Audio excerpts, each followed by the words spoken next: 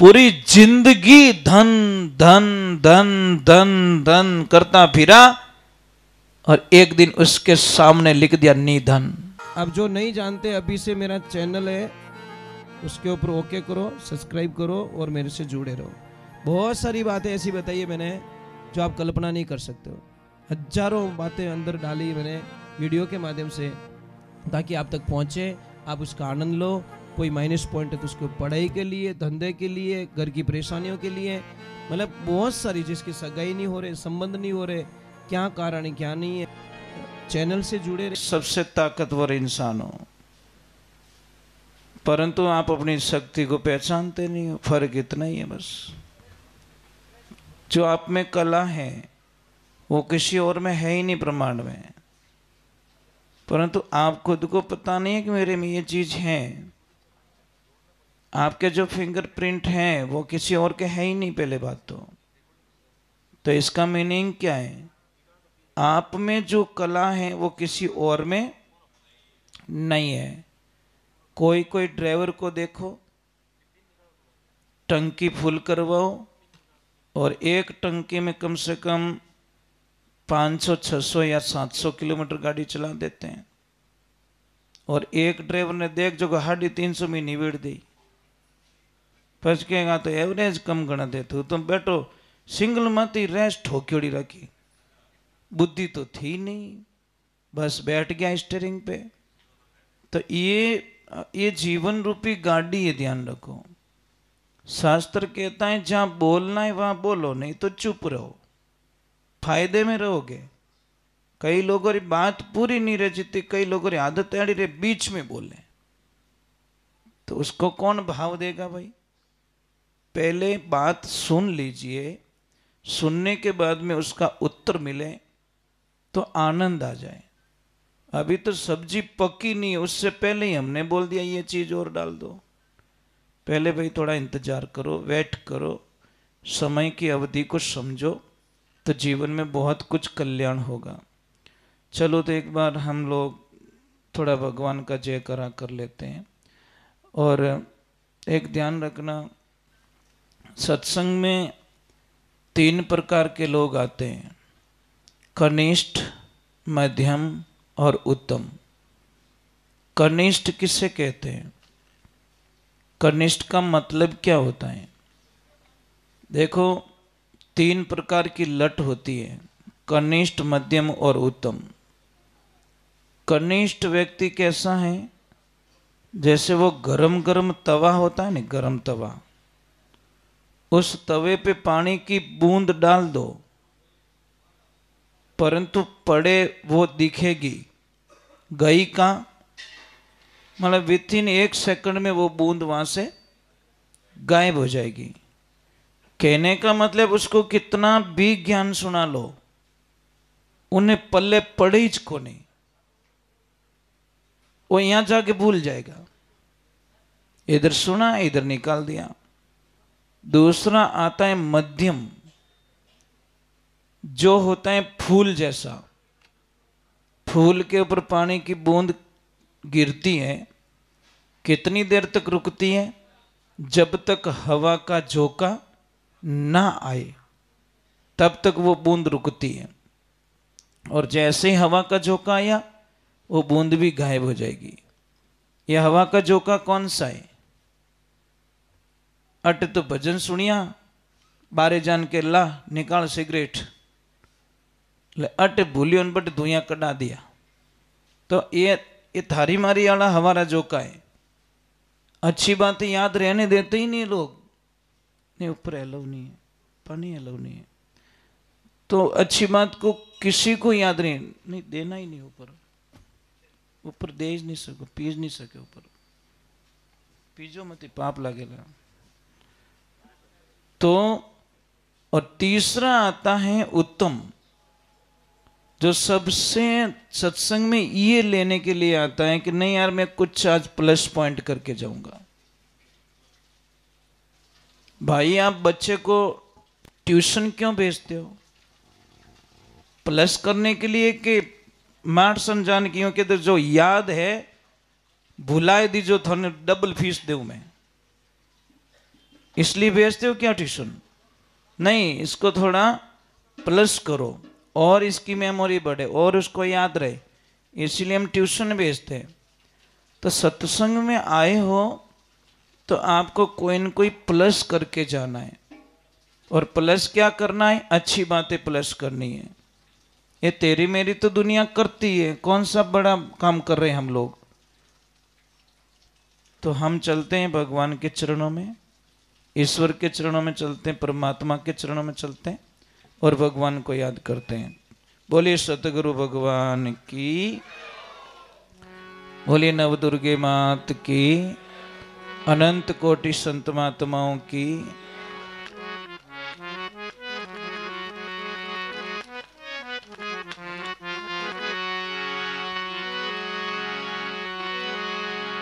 सृष्टि के राधे कृष्णा की, बोलो गैया मैया की। दोनों हाथ ऊपर करके बोली राधे, जय श्री कृष्ण। कैसे हो?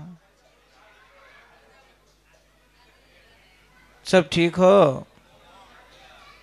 बहुत बढ़िया।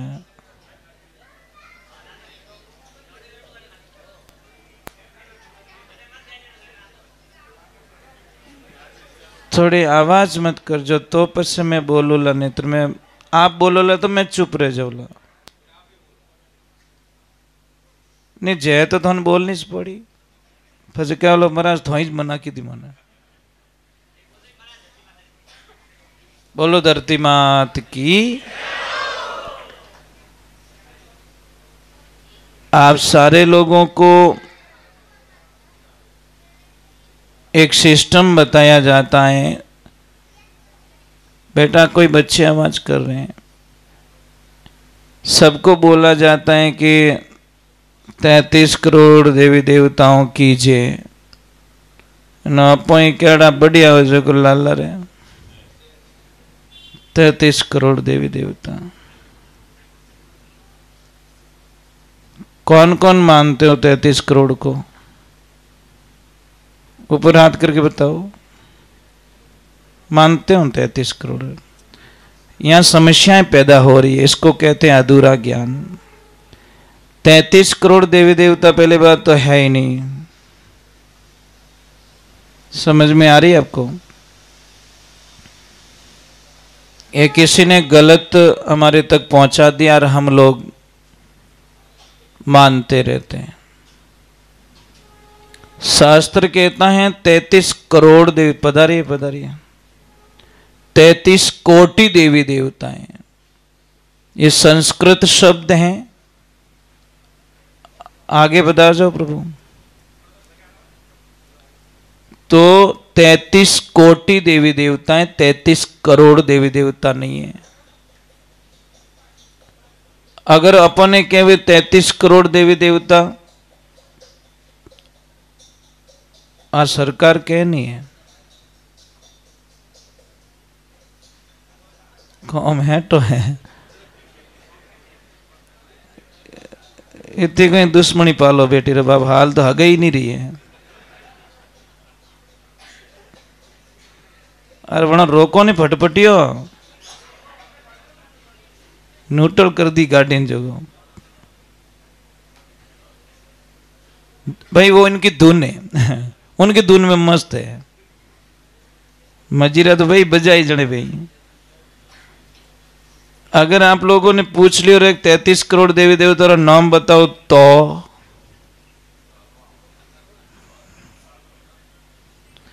चलो, जो 33 करोड़ देवी देवता को मानते हैं उनके लिए विशेष ऑफर है। क्या ऑफर है? 33 करोड़ देवी देवता रे नाम री अगरबत्ती करनी, उन्होंने नाम रो नारियल चढ़ानो, उन्होंने नाम री जोत करनी, उन्होंने नाम री सवामणी प्रसादी बोलनी। और कहीं कहना बाप जी मैं ज्यादा लालची नहीं हूं, मैं बिल्कुल लालच नहीं करता। हे 33 करोड़ देवी देवताओं, मैंने सिर्फ एक रुपये दे दो बस, मैं लालची नहीं हूं, मैंने 1 रुपये दे दो, 5 रुपये नहीं मांगू कुरकुरा। तो आप काम तो देन मिट्टी आ गई। 33 कोटि देवी देवता हैं, 12 आदित्य हैं। 12 आदित्य का मतलब समझते हो? 12 सूर्य इस ब्रह्मांड में प्रकाशमान बहुत पावरफुल है। 12 आदित्य हैं, 8 वसु हैं और 11 रुद्र हैं, जो शिव के 11वें रुद्र के रूप में हनुमान दादा प्रकट हुए, 11वां रुद्र। और 2 हैं अश्विनी कुमार। 12 और 8 कितने हुए? 20 और 11 31 और 2 33। तो आज के बाद में कहीं पे भी जय बोलो ना, तो ये मत बोलना 33 करोड़ देवी देवताओं की जय। क्या बोलना है? 33 कोटि देवी देवताओं की। जो उच्च कोटि के देवता हैं उनको 33 कोटि देवी देवता कहा गया है। अब आपको ये 4 युगों की जो वाणी रूपा देव मतलब हमारे सामने बोल रहे हैं।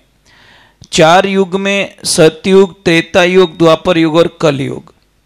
आप लोगों को हमारी संस्कृति के बारे में इन छोटे बच्चों को अगर पूछे, देवियां आप बता दो वापस, अभी मैंने बोला वापस बता सकते हो क्या? आप बता सकते हो? अब मैंने बोला वो वापस रिपीट कर सकते हो? तो बच्चे गोल गोल लाडू की कर याद रहे। मतलब मुझे कुछ समझ में ही नहीं आ रहा है। छोटे छोटे बच्चे मारवाड़ रे माने बेटा खेतरी पाली माती गोल गोल लाडू वालों गीत गावे। और यहां आरती का एक चरण पूछ लो, एक, वो भी हमको आता नहीं है।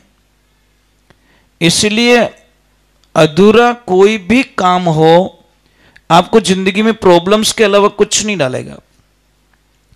तो ये ध्यान रखे सतयुग। अब देखना सतयुग में हम चल रहे हैं। सतयुग का मीनिंग क्या है? सतयुग का मीनिंग है ये जो बच्चा है, छोटा बच्चा मतलब 3-4 साल की उम्र तक, ये कैसे रहेगा? ये सतयुग में जिएगा। मतलब इसको झूठ बोलना बिल्कुल नहीं आएगा। काम, क्रोध, लोभ, मोह, अहंकार, राग, द्वेष, निंदा इसके जीवन में बिल्कुल नहीं होगी। कौन अपना है और कौन पराया, कौन सी चीज अच्छी है, कौन सी भूमि पवित्र है, कौन सी अपवित्र है, कौन से कपड़े पवित्र हैं, कौन से अपवित्र हैं, कौन से भगवान बड़े हैं, कौन से भगवान छोटे हैं, इन बच्चे को 3-4 साल की उम्र तक बिल्कुल समझ में आने वाला, यह हम भरेंगे इसके दिमाग में। भैरूजी मोटान, बे मोटान, अपनी जाति मोटीन, मतलब ये सारी चीजें फिर ये त्रेता में प्रवेश कर लेगा। किसमें? त्रेता में। और त्रेता में जब प्रवेश करेगा तो थोड़ी तेरी मेरी सीख जाएगी।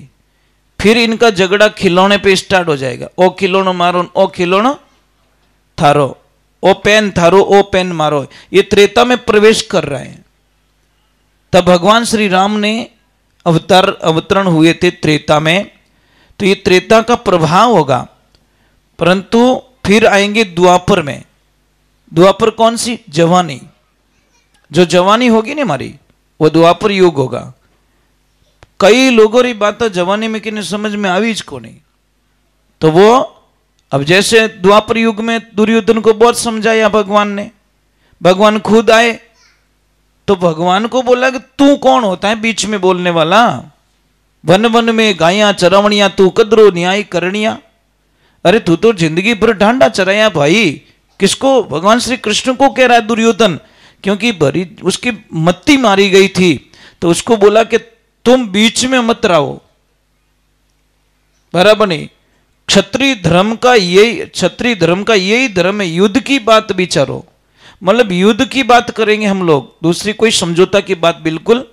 और जवानी रे ने भला भला लोगों ने घणा ही समझावे पर समझ में किने नहीं आवे, क्योंकि वो द्वापर युग में प्रवेश कर चुका है। और फिर आता है कलयुग, बुढ़ापा। कलयुग में कोई डिसीजन उसका सही नहीं होता। जिन्हें कि नहीं बोलना जो को बोली जावे। और देखो बुढ़ापा माने देख जाओ, डोकरा कहीं बोले जो उठाई नहीं रहे, क्योंकि वो कलयुग में प्रवेश कर चुके हैं, माइंड वहां तक जा चुका है। तो मतलब कोई भी डिसीजन लेंगे, या तो नैन क्या ने बड़ाई कर दी, या मोटोड़ा ने गलत बता दी, या मोटोड़ा ने अच्छो बता दी, तो नैन क्या ने गलत बता दी। बेटा उन्हीं ही है, किसी और के नहीं है। एक बहू को अच्छी बता देंगे, दूसरी बहू को गलत बता देंगे। ये बुढ़ापे के डिसीजन होते हैं ना, बड़े हार्ड होते हैं।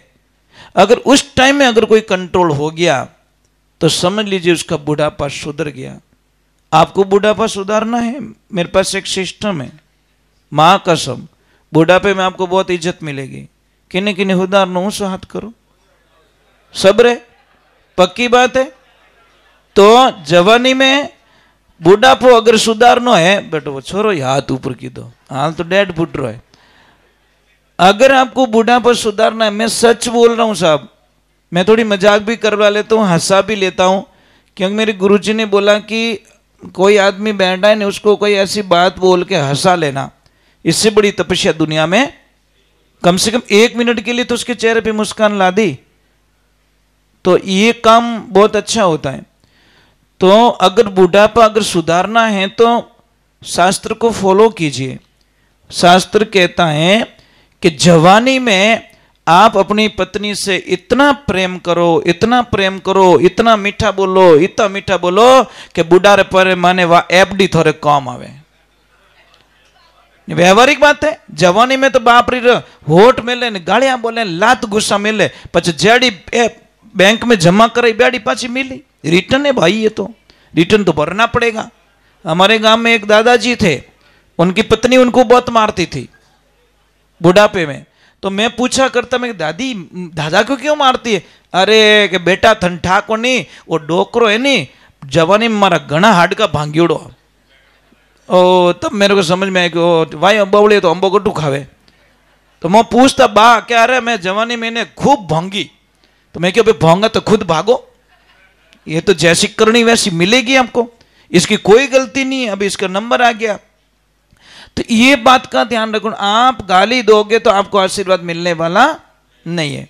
आप किसकी निंदा करोगे तो आपके लिए निंदा बहुत बड़ा पेड़ तैयार हो रहा है, और एक दिन आपकी निंदा भी होने वाली है। आप करके देखिए, आप किसका रिश्ता तोड़वा के देखिए, देखो आपके रिश्ते टूट जाएंगे। आप किसका रिश्ता जुड़वा के देखिए, महाराज आपके रिश्ते अपने आप जुड़ जाएंगे। क्योंकि कारण होता है, कारण का मीनिंग ये अर्थ होता है कि हमको समझने में थोड़ी देरी लग जाती है।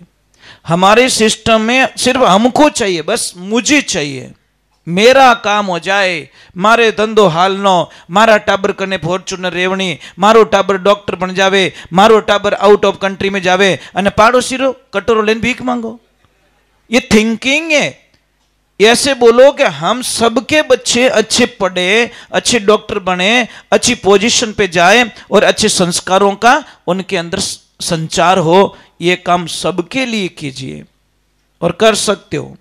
अभी आपको पता है, वो भैया बैठे थे, 8-10 मेंबर आप बैठे थे, वो भैया कितनी अच्छी बातें बता रहे थे आपको, कितनी मतलब कितनी मर्म की बातें थी। पर अभी मैं पाछो पूछू तो ना याद ही को नहीं, जबकि आधा घंटा हुआ है, ज्यादा हुआ नहीं, 30 मिनट पहले की बात है, 40 मिनट पहले की बात है। मेरा ध्यान यहां पर सुन रहा था, मैं उनको ध्यान से सुन रहा था कि इस आदमी के अंदर एक कितनी देशभक्ति है, कितनी संस्कृति को आगे बढ़ाने का मतलब एक जज्बा है इसके अंदर। अगर इसकी संगत में कोई आदमी आ जाए तो मने लागे कि वो आदमी कभी गलत रास्ता नहीं पकड़े। आप ऐसे मत सोचना कि मतलब भगवा पेरियोडे गुरु बने, नहीं नहीं, जींस पैंट आलो अच्छो ब्यूटी पार्लर, ज्यादा कुछ नहीं है। बट जाओ मुंड धोलो कराने घर लाइन पास धो, 500 रुपया धोया, अब कहीं मिल गो थाने, कुछ नहीं, 1 घंटे में 500 रुपये चले गए। अरे कुछ नहीं, ओरिजिनलिटी ओरिजिनलिटी भाई, कितो ही कोई करो, मुंडू धोलो करायूं की फर्क नहीं पड़े, माऊ मन धोलो रेवणो तो काम आवे, नहीं तो आज आवे ने कोई। ये जिंदगी के सिस्टम होते हैं। हम लोग कपड़े अच्छे पहन ले तो हमारी भाषा अच्छी नहीं है। हमने मकान 5 करोड़ का बना दिया, पर तुम्हारी आदता सुधरी को नहीं। 5 करोड़ मकान बैठो, माए बैठो बैठो दारू पीवे, तेरी भली हो वे तेरी। कितना गंदा आदमी है, 5 करोड़ की माँ ने फर्नीचर बनायो बेला, उन्हें तो इज्जत तो कर ले, तो पधारी पधारी सैन भगत जी पधारी है। तो ये सारी चीजें हमको सोचनी पड़ेगी, हमको विचारधारा में लानी पड़ेगी। हमको सबसे बड़ी एफडी करनी पड़ेगी अच्छे बोलने की। सबसे बड़े सिस्टम फॉलो कीजिए। आप थोड़े दिन क्रोध करके देख लीजिए, थोड़ा दिन प्रेम करके देख लीजिए, आपकी जिंदगी में 4 चांद लग जाएंगे। आप जब बोलने का तरीका आप चेंज कर लोगे तो आपकी लाइफ में बहुत सारी खुशियां आ जाएगी। एक बार थोड़ा जय तो बोलनी पड़ेगी। बोलिए श्री भगवान की, बोलिए राधे कृष्णा की, बोलो गौ मात की। पधारिए ऊपर, बता दीजिए ऊपर।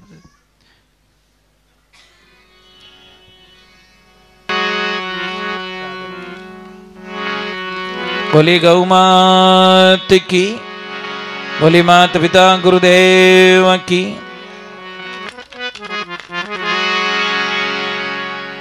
एक छोटी सी बात है, आज का जो गुरुदेव थोड़ी जोत कम करना वा। आज का जो दिन है ना, आज की जो नाइट है, ये हमारी लाइफ में कभी वापस नहीं आएगी। बस इसका काउंट करो। धंधो ऊपर नीचे रहे विनु तो डेली काउंट करो, पर ये काउंट शाम को नहीं करते कि मेरी जिंदगी के 12 घंटे चले गए। मैंने इसको अच्छे से निकाला कि खराब निकाले, ये तो छाप लग गई। अच्छो निकालियो तो अच्छो रिजल्ट आवेला, गलत निकालियो तो गलत रिजल्ट आवेला। महाराज सारी जिंदगी में एफडी करते हम लोग, बैंक बैलेंस बनाने की कोशिश करते हैं, तो एक अच्छा कर्म कर लो, सत्कर्मों का भी बैलेंस करो भाई। अच्छे बोल के, मीठे बोल के, देखो 2 आदमी मर गए, एक आदमी मर गया तो भगवान की ऐसी कृपा हुई कि कोई महाराज जी थे। महाराज जी निकल रहे थे रास्ते रास्ते, उन्होंने देखा सामने से डेड बॉडी आ रही है। देखो, एक शब्द को आप कभी दिमाग में नहीं ला सकोगे, क्योंकि इतना दिमाग दौड़ा वो तो पूरी जिंदगी धन धन धन धन धन करता फिरा और एक दिन उसके सामने लिख दिया निधन। 1 सेकंड लगा साहब, कितना? बस। जिस दिन बच्चे का जन्म होता है साहब, एक बिना कपड़ा आता दुनिया में, कि कोई जींस और पैंट पहन जल में नहीं। और जिस दिन दुनिया से आप जाओगे उस दिन भी बिना कपड़े शमशान घाट में आपको आग दे दी जाएगी या समाधि दे दी जाएगी। ये बात समझ में क्यों नहीं आ रही हमको? कुछ भी आदमी साथ में नहीं ले जाता, ये भूल है हमारी। अरे भाई, आपके कर्म जिंदा रहे, आपका शरीर जिंदा नहीं रहा, आप तो चले गए, आपका कर्म। स्वामी विवेकानंद जी चले गए, पर उनके जो रास्ते हैं, बताए हुए रास्ते हैं, वो जिंदा हैं अभी भी। वो गए नहीं दुनिया में, उनके नियम पे चलने वाले लाखों फॉलोअर्स बैठे हैं। तो हमको दूसरे नंबर, जिस दिन हमारा जन्म हुआ, देखना। हाँ, थोड़े आगे खिसक जाओ और हिरको थे तो आगे बढ़े। राम जी की घनी मेहरबानी है। तो जिस दिन हमारा जन्म हुआ था, उस दिन हमारे को एक कपड़ा जो मिला था, उस कपड़े को कोई जेब नहीं थी। समझ में आ रही? पहला कपड़ा क्या मिला? जिसको कोई जेब नहीं थी, लिया और उसको लपेट दिया गया। हाँ, जो भी क्या, वो देसी भाषा में कहीं क्या, वो भी नहीं, आप क्या कहते हो उसको? प्रथम बार कपड़े को लपेटा जाता बच्चे को, जो भी कहते हो। और लास्ट में जो कफन मिलता है साहब, उसको कोई जेब नहीं है। बस ये बात जिस दिन आपको समझ में आ गया, इन वास्ते कर लेना भली कमाई, कद कद आणो होसी थारे मनुष्य जन्म रे मायने। अच्छा बोलो भाई, मीठा बोलो। दुनिया में 2 दिन रोज जीवनो, काले रो कोई भरोसा नहीं है, बराबर नहीं। अभी देखिए, आपने देखा ना, ये पता नहीं बॉम्बे में कहाँ आग लग गई अभी थोड़ी देर पहले, मलाड में। बेचारे पता नहीं अंदर कैसे मरे होंगे साहब। आवाजें आ रही थी उस वीडियो में ना, कैसे कैसे निकाल रहे थे, पता नहीं उनको कोई जिंदगी का पता नहीं था कि आज हमारा दिन एंड है, या हमारा घर जल जाएगा, या हमारी ये स्थिति खराब हो जाएगी। कोई भरोसा नहीं साहब। इसीलिए पल जियो, कल मत जियो। Every day. कल क्यों हंस रहे हो? अभी हंस लो नहीं यार। अनकांटा जिंदगी में नहीं हंसी जियो तो हंसा निकल गया काया से, खाली पड़ी रही तस्वीर। પછી તસવીર માથે ફૂલ ચડાવે, माडाणी यूं लेपरो ठूसे मुंडा में वह तस्वीर पाछो पटके थू अब मार खाणो ज कोनी कहीं खाऊं मैं भोटू कहीं खावे क्या नहीं मैं पापा ने जीमा हूँ पापा के जीव तू जीते बेटा ओंटा काढ़िया 10 वेली हेलो पाड़ता रोटी दो रे रोटी दो जने के क्यों हाका करो हो बुढ़ापा में शांति तो नहीं रखो अने हमें मरिया पछे बेटा माडाणी ये दुनिया कितनी बावड़ी है साहब।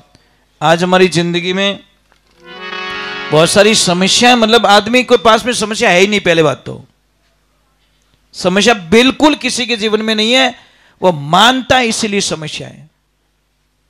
समझ में आई नहीं, आपने मान लिया धंधो एक दिन कम हाली हो रहा, आपने मान लिया कि हमारे कोई टोट को कराई दियो तो वो टोट को के हाँ शुरुआत ही थी नहीं उस दिन एंड भी लिख दिया। जिस दिन लोन पास किया ना लोन की पहली किस्त आई नहीं तो लोन की एंड किस्त भी लिख दी कि भला ने दिन ही थारो लोन पूरा रहला। ये ध्यान रखना, लिख दिया उस दिन और हमको पूरा सर्टिफिकेट दे दिया एंड थारी किस्त इन दिन पूरी वेवेला।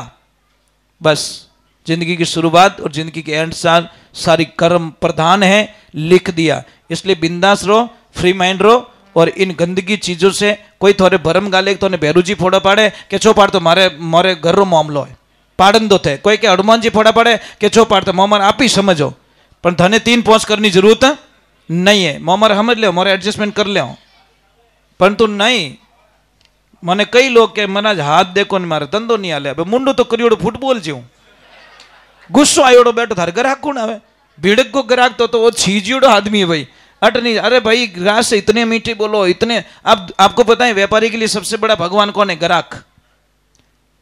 व्यापारी के लिए सबसे बड़ा भगवान होता है नहीं वो ग्राहक है।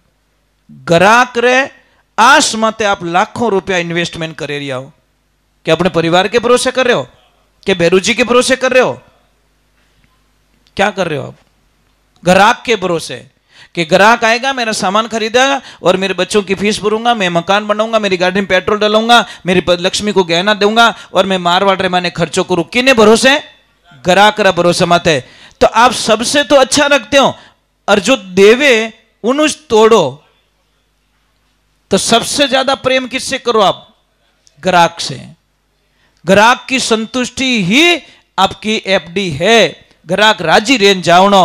देखो 100 दिन कमाइन देवे ने तो एक दिन विनो मान सम्मान भी रहनो साहब। वो ग्राहक बड़ा राजी होगा, 10 ग्राहक को लेके आएगा। आप घर घर जाके थोड़ी बोलो मारो पाइप लीजो, मारो पाइप लीजो, ऐसे थोड़ी बोलते हो। वो ग्राहक जाके बोलता नहीं यार वो सेठ चीज सही देता है यार। तो 10 ग्राहक को जोड़ दिया, नेटवर्क वो कर रहा है आपका। तो ये जब समझ में आ जाएगा ना, मैं गारंटी लेता हूं आप सिटी से 25 किलोमीटर दूर दुकान डाल दो महाराज वहां लाइन लग जाएगी। क्योंकि आपकी 2 चीज ऑप्शन है कि किसी के साथ में न तो ज्यादा लूंगा ना कम लूंगा और न ही ग्राहक के साथ में कभी धोखाधड़ी करूंगा। देखो आप कहीं पे फैक्ट्री डाल दो आपके ग्राहक वहां पे आ जाएंगे। ये ध्यान रखो। बोलिए सतगुरुदेव की।